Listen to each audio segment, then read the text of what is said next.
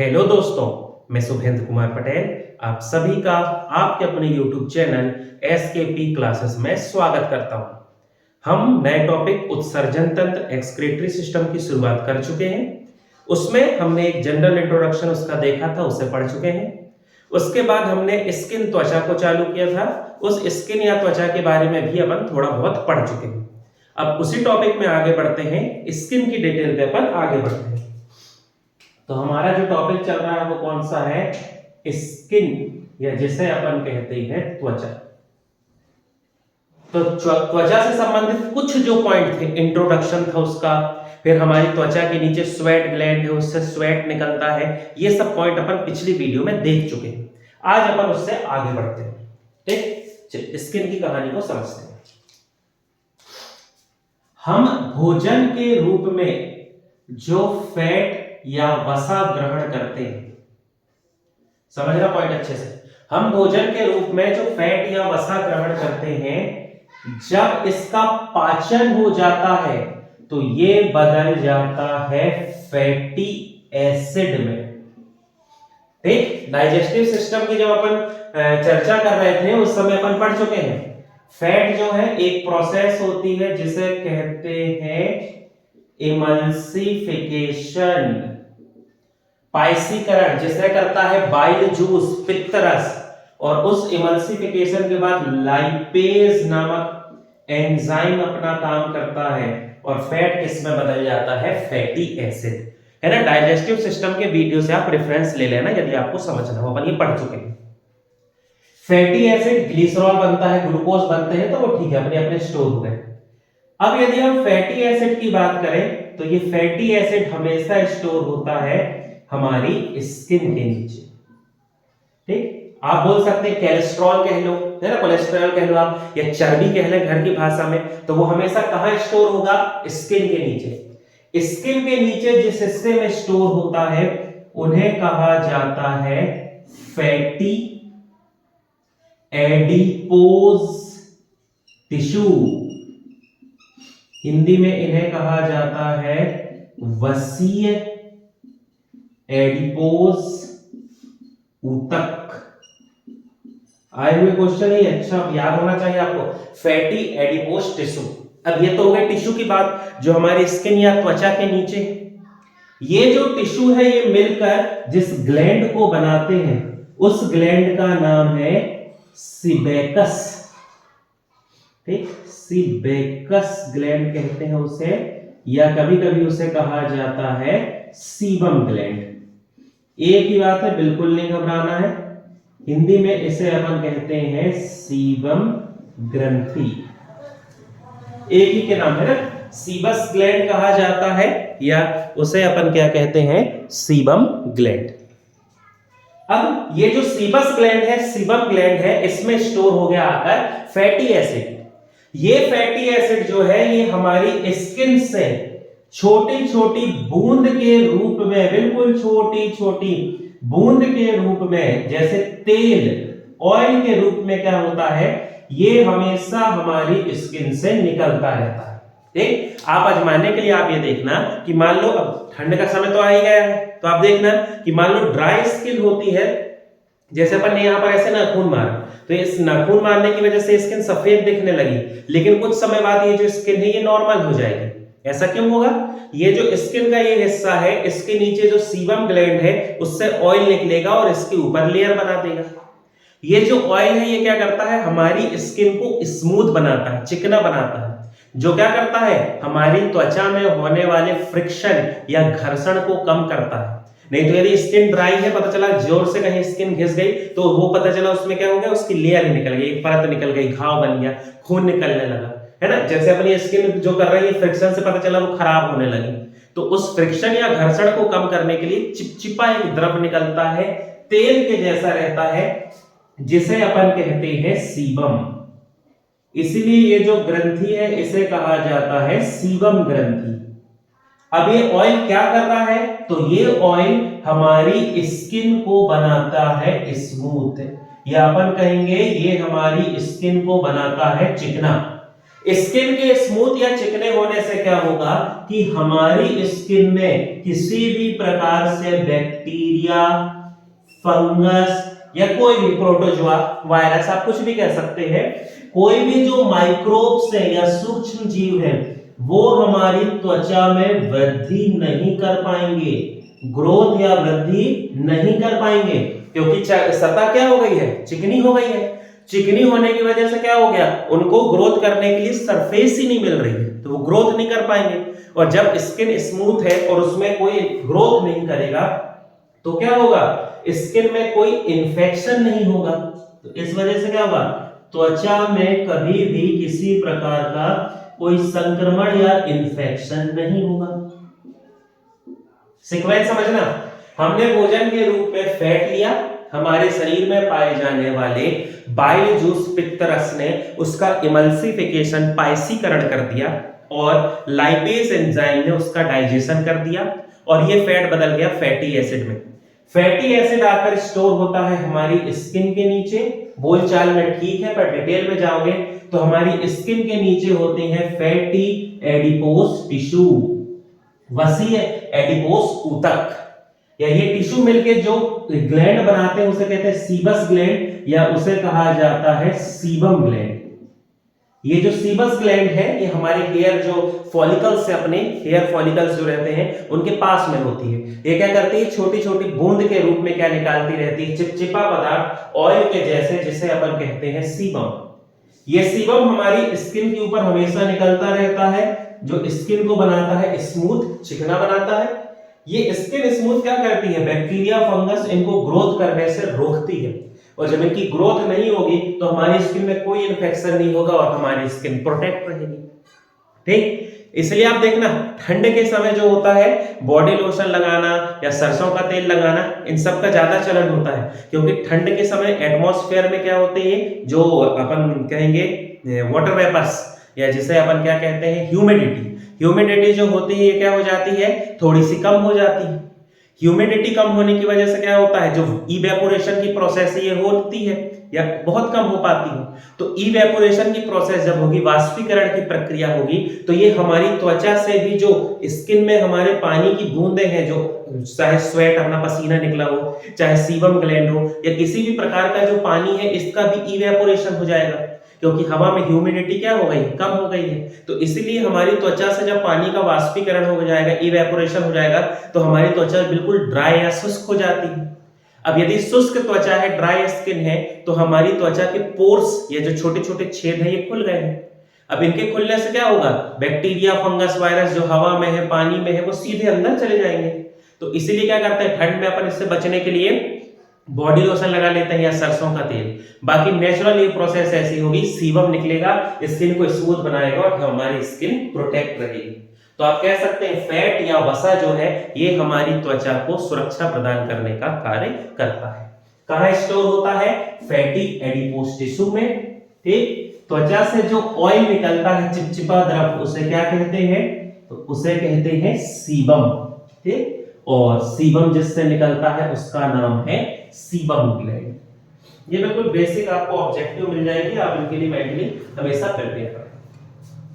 अब यदि अपन स्किन की बात करें तो स्किन के लिए एक बहुत अच्छा पॉइंट हमेशा पढ़ते होंगे कि त्वचा विटामिन डी के निर्माण में मदद करती है। Skin helps in formation of vitamin D. हमारी त्वचा सूर्य प्रकाश की उपस्थिति में विटामिन डी का निर्माण करती है। ठीक, बोलचाल में आपने ये भी कहते सुना होगा कि लोग कहते हैं धूप में विटामिन डी है। बड़े बुजुर्ग के मुंह से सुना, वो ऐसे कह देते हैं कि धूप में विटामिन डी है, हड्डी के लिए अच्छा होता है, धूप में बैठ जाओ। ठीक है, इनडायरेक्ट ठीक है, लेकिन धूप में विटामिन डी नहीं है। धूप या सूर्य प्रकाश की उपस्थिति में हमारी त्वचा विटामिन डी बनाती है। अब ये कैसे होता है इसको समझना बहुत सिंपल है। यदि हम सूर्य प्रकाश की बात करते हैं, सनलाइट की, तो जो सूर्य प्रकाश पृथ्वी पर पहुंच रहा है इसमें 3 प्रकार का प्रकाश होता है। पहले प्रकार के प्रकाश को अपन कहते हैं इंफ्रारेड, या इसे कहा जाता है अवरक्त प्रकाश। दूसरा होता है विजिबल लाइट, या जिसे अपन कहते हैं दृश्य प्रकाश। और तीसरी होती है अल्ट्रावायलेट रेस, यूवी रेस, या जिन्हें अपन कहते हैं पराबैंगनी किरणें। ठीक, तीनों आपके लिए बिल्कुल ऐसा नहीं है कि नहीं है, तीनों आप सुनते हुए आए। जब हम धूप में खड़े हैं और धूप में खड़े हैं और हमें गर्मी लग रही है, तो समझ जाओ ये किसके कारण हो रहा है, इंफ्रारेड। मान लो धूप में कोई वस्तु रखी हुई है, कोई मेटल रखा है, कोई डिब्बा रखा है, वो गर्म हो गया, तो वो गर्म किसके कारण होगा, अवरक्त किरण के कारण। दृश्य प्रकाश वो प्रकाश है जो 7 रंगों में बढ़ जाता है और उसकी वजह से हमें वस्तु दिखाई देती है, नाम ही है दृश्य प्रकाश, विजिबल लाइट। और फिर होती है यूवी रेस, पराबैंगनी किरणें। पराबैंगनी किरणें जो होती हैं ये ज्यादातर आपने सुना होगा किस संदर्भ में, कि ये हमें नुकसान पहुंचाती हैं, जो कि ठीक भी है, लेकिन थोड़ी इसकी डिटेल अपन समझते हैं।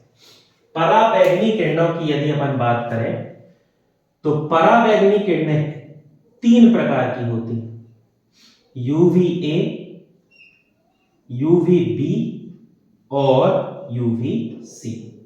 वेवलेंथ या तरंग दैर्ध्य के आधार पर इन्हें अलग अलग भागों में बांटा गया है। जैसे यूवीसी होती है 100 नैनोमीटर से 280 नैनोमीटर, यूवीबी होती है 280 नैनोमीटर से 315 नैनोमीटर, और यूवीए होती है 315 नैनोमीटर से 400 नैनोमीटर। ये जो वेवलेंथ है, फ्रीक्वेंसीज हैं, इसके बेस पे पराबैंगनी किरणों को 3 भागों में बांटा गया है, यूवीए, बी और सी। अब समझना यहां से पॉइंट, यूवीए जो है इसकी वेवलेंथ, तरंग दैर्ध्य बहुत ज्यादा है, ये हमारे लिए बहुत हार्मफुल है। यूवीए ही वो है जो यदि ज्यादा हमारी त्वचा के संपर्क में हो तो स्किन कैंसर हो जाता है, या यदि ज्यादा यूवीए के संपर्क में आ जाए तो आपने सुना होगा कि आंख से संबंधित बीमारी भी होती हैं, आई डिसऑर्डर्स भी हो जाते हैं। ठीक, जैसे कभी कभी कैटरेक्ट बढ़ जाता है किसी का, मोतियाबिंद, या आंख में केरेटोमलेशिया हो जाता है, ऐसी बीमारी होती है।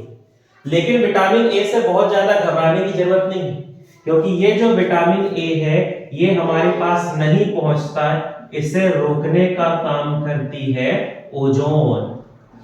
ओजोन जो लेयर होती है जिसे अपन O3 कहते हैं, ये ओजोन इस यूवीए को रोक लेती है।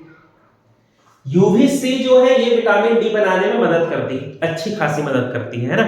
लेकिन क्या होता है, यूवीसी जो है इसकी वेवलेंथ या तरंग दैर्ध्य क्या है, कम है, तो ये बहुत ज्यादा मदद नहीं कर पाती, मदद करती।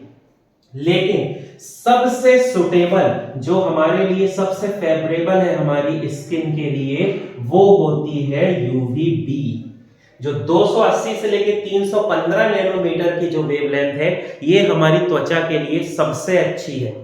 जैसे ही इस वेवलेंथ की, इस तरंग दैर्ध्य की यूवी रेस हमारी त्वचा से टकराती, तो हमारी स्किन या त्वचा में विशेष प्रकार की एक कोशिकाएं होती हैं जिसे कहा जाता है आर्गे स्टेरॉल सेल, या इन्हें कहा जाता है आर्गे स्टेरॉल कोशिका।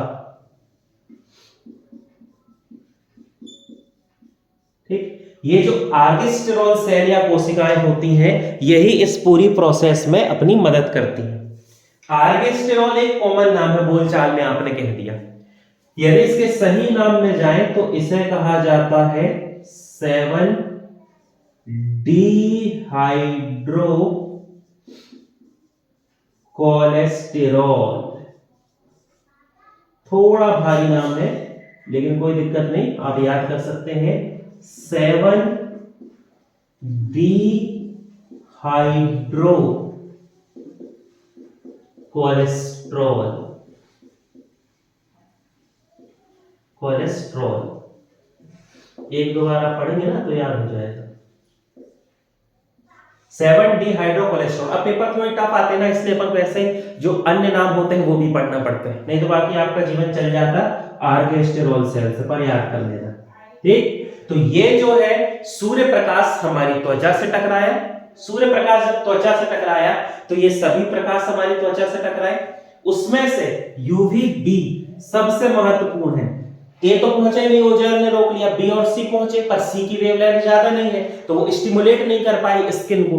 तो यूवी बी जो है जिसकी नैनोमीटर वेवलेंथ अच्छी खासी है, उसने हमारी स्किन में आर्गेस्टेरॉल कोशिका होती है या जिसे अपन कहते हैं 7 डिहाइड्रोकोलेस्टेरॉल कोशिकाएं होती हैं, उन्हें इन्होंने स्टिमुलेट किया। इन कोशिकाओं के स्टिमुलेट या प्रेरित होने की वजह से क्या हुआ, हमारी त्वचा में निर्माण हो गया एक पिगमेंट का जिसे अपन कहते हैं मेलेनिन। अब ये मेलेनिन तो किसी के लिए भी नया नहीं होगा, अवश्य आपने ऐसा फैक्ट सुना होगा कि मनुष्य की त्वचा के रंग का निर्धारण मनुष्य करता, मेलेनिन करता है। Skin colour determine by melanin, ये तो सभी ने सुना होगा। तो हमारी त्वचा का रंग का निर्धारण कौन करता है, मेलेनिन। पर ये उसका काम नहीं, काम क्या समझो, 7 डिहाइड्रोकोलेस्टेरॉल कोशिका ने मेलेनिन बनाया। ये जो मेलेनिन है, ये मेलेनिन अब क्या होगा, हमारी त्वचा में निर्माण करने लगेगा विटामिन डी का। ठीक, जैसे ही विटामिन डी का निर्माण होगा, विटामिन डी हड्डियों में कैल्शियम के एब्जॉर्प्शन या कैल्शियम के अवशोषण को बढ़ा देगा, उसको क्या कर देगा, इंक्रीज कर देगा या बढ़ा देगा। ठीक, विटामिन डी हमारी हड्डी में कैल्शियम के अवशोषण को बढ़ा देगा। ऐसा नहीं है कि विटामिन डी कैल्शियम बना रहा है, वैसे इस भ्रम में नहीं रहना। विटामिन डी क्या करता है, हम मान लो ऐसा कुछ खा रहे हैं जिसमें कैल्शियम है, मान लो हमने दूध पिया, हमने ऐसा कुछ अच्छा खाया जिसमें कैल्शियम है, वो कैल्शियम हमारी हड्डी ज्यादा से ज्यादा एब्जॉर्ब कर सके, उस एब्जॉर्प्शन या अवशोषण को बढ़ाने का काम विटामिन डी करता है। ऐसा नहीं कि शरीर में कहीं से कोई कैल्शियम नहीं था और विटामिन डी खुद से कैल्शियम बना रहा है, ऐसा नहीं।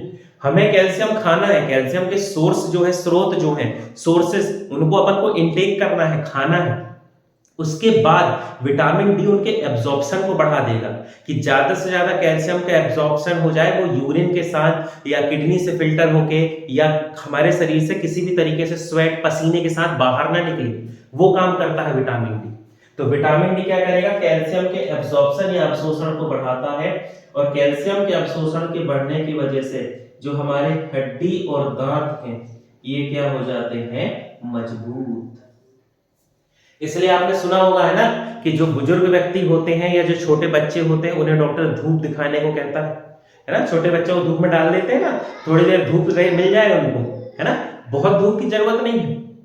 यदि ठंड के समय दोपहर के 5 से 8 मिनट आप धूप में बैठ गए, है ना, पीठ पे धूप लगे, कोशिश करें कि पीठ पे धूप लगे। यदि 5 से 8 मिनट पीठ में आपने अच्छी धूप ले ली ना दोपहर वाली ठंड के समय, तो आपको जितने विटामिन की एक दिन में जरूरत है वो बन जाएगा। तो बहुत लोड नहीं है। और जब गर्मी वाले दिन रहेंगे तो सुबह सुबह 8 के पहले समझ लो आप, थोड़ा इंटेंसिटी कम हो सूर्य प्रकाश की, तो 15-20 मिनट पीठ में क्या ले लेना चाहिए, सूर्य प्रकाश। ठीक है, अब देखो सूर्य प्रकाश यदि लोगे सनलाइट तो मेलेनिन बनेगा, तो काले तो थोड़ी से हो जाओगे, बोलचाल में अपन क्या कहते हैं, टैनिंग हो जाएगी। लेकिन वो मत सोचो कि काले हो जाएंगे, ये भी तो देखो क्या बन रहा है, विटामिन डी। विटामिन डी क्या करेगा, कैल्शियम का अवशोषण बढ़ाएगा। तो अभी भले काले हो जाओगे लेकिन कम से कम दांत हड्डी तो मजबूत रहेंगे। तो इस प्रकार स्किन की मदद से हमारी जो बॉडी है वो सनलाइट या सूर्य प्रकाश की उपस्थिति में क्या बनाती है, विटामिन डी।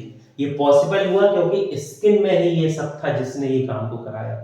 इसलिए कहा जाता है कि हमारी त्वचा विटामिन डी के निर्माण में क्या करती है, मदद करती है।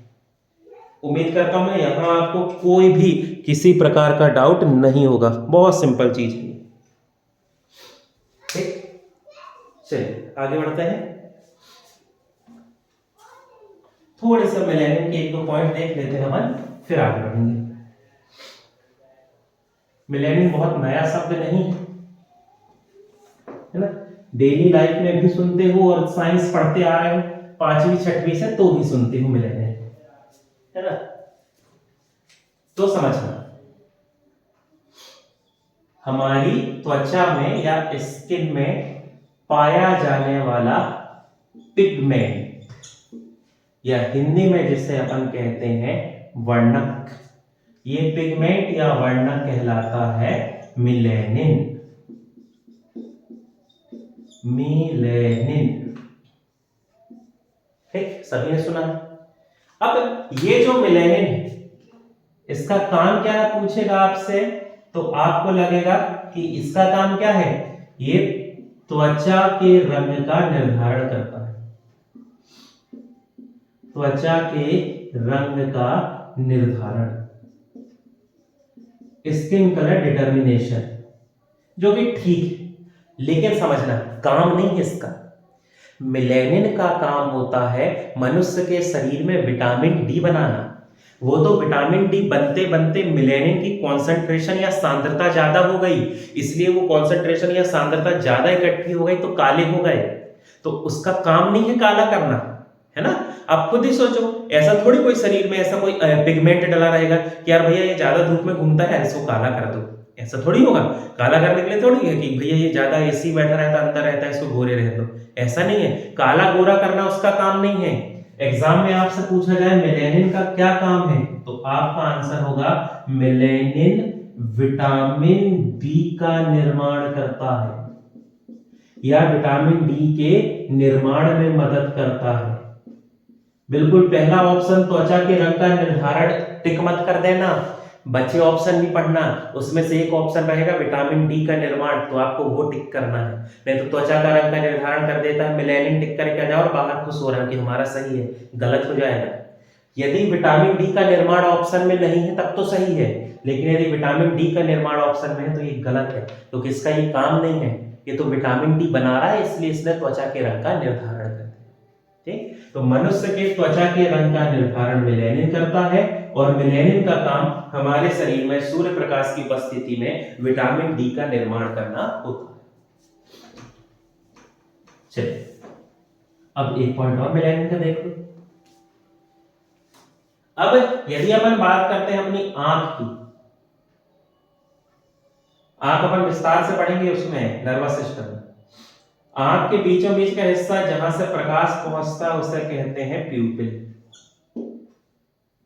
आंख के प्यूपिल के चारों तरफ का हिस्सा जो इस प्यूपिल को कंट्रोल करता है कि कब खुलना है कब बंद होना है, इस हिस्से को कहा जाता है आइरिस। ये हिस्सा कहलाता है आइरिस। आइरिस ही वह हिस्सा होता है जिसको देख के अपन किसी की भी आंख का रंग बताते हैं। मान लो किसी की आंख का रंग काला है तो अपन आइरिस में गोल वाला हिस्सा देखेंगे, गोल वाला हिस्सा ब्राउन दिख रहा है तो कह देते हैं आंख इसकी भूरी।